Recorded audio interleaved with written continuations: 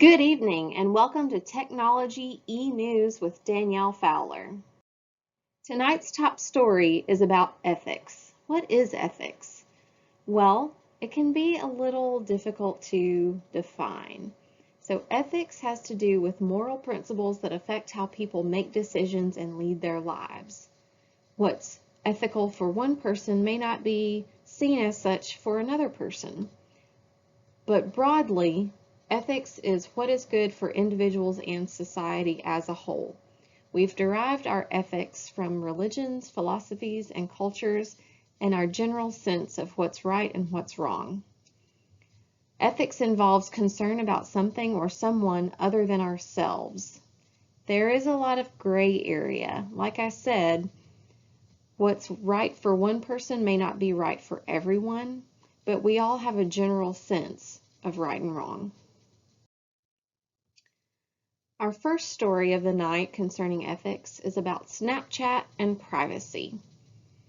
Does this image look familiar to you?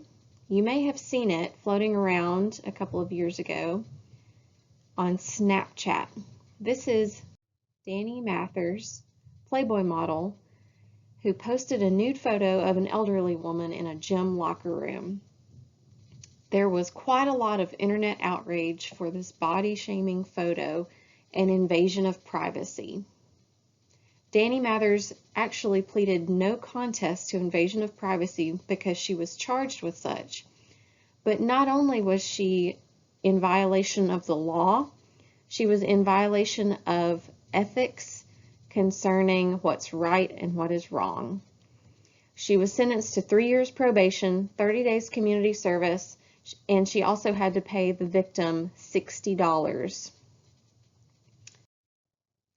Next up, let's talk about Facebook Live and violence. Facebook Live has been under heat the last few years due to a rising number of violent incidents being broadcast or live streamed on Facebook Live. Most recently, there was a huge uproar in March 2019 after the Christchurch, New Zealand mass shooting in 2 mosques that left 51 people dead. Facebook Live allowed a 17-minute live stream of the attacks. They have responded by placing restrictions just a few weeks ago in May on the Facebook Live activity, such as the one strike policy. The policies thus far seem vague. They may be under more development, and details are to come.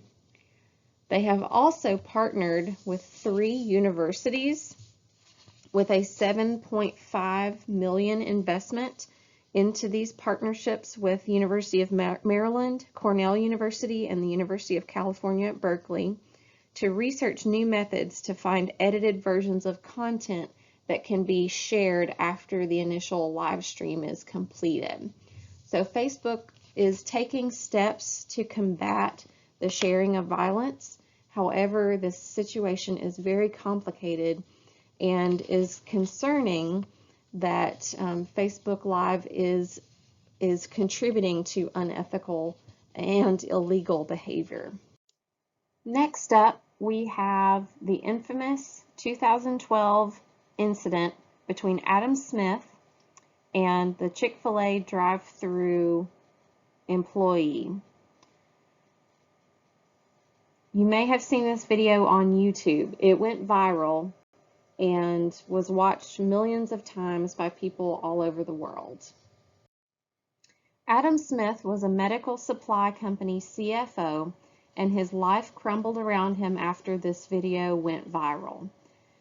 Adam was protesting on behalf of LGBTQ rights against Chick-fil-A, which is known to be a Christian company with a founder or CEO, Dan Cathy, who is known to be a Christian and back the biblical definition of family, which can also be considered anti-gay. Adam Smith's protest against Chick-fil-A was directed specifically to the drive-through window employee, which resulted in an enormous public backlash in the way that he spoke to her and reacted to her trying to resolve the situation or dissolve the situation with him. He posted this video after the incident to YouTube, and it spread like wildfire. He lost his job because of many death threats, bomb threats, and other threats against himself and his company. After he lost his job, he was rejected for multiple job offers after they discovered who he was and what he had done. He lost his home and almost lost his life due to the consideration of suicide. Now he is actually thankful for the humbling experience. However, the lesson learned here is that while free speech is absolutely a right for all of us in America, we are not absolved from the consequences of that free speech, especially when technology is involved in sharing those acts of free speech. So my recommendations to you all are the following.